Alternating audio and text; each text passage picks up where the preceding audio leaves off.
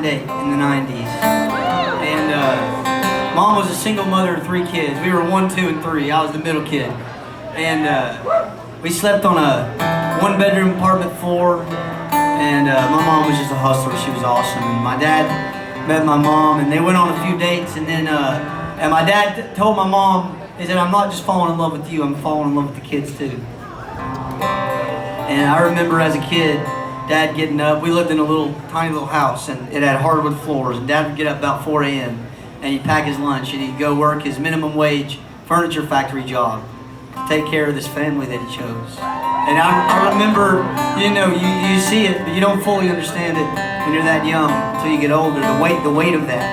And when my 3rd record deal went really bad, which by the way, y'all, I got a tattoo right here that says "No more deals," in case I ever forget. So don't worry about me.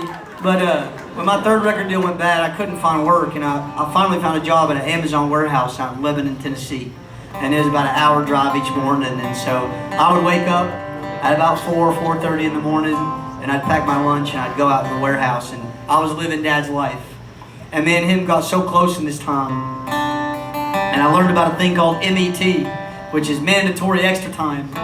It's just overtime that you don't choose. You just got to do it. And so I would go out there and I'd work 50, 60-hour weeks, and I'd call Dad, and we'd complain about supervisors and the stuff you do when you work those kind of jobs. And on Endurance the Record, his voice is the first thing you hear. And it's the intro to this track right here called "Another Day at the Factory."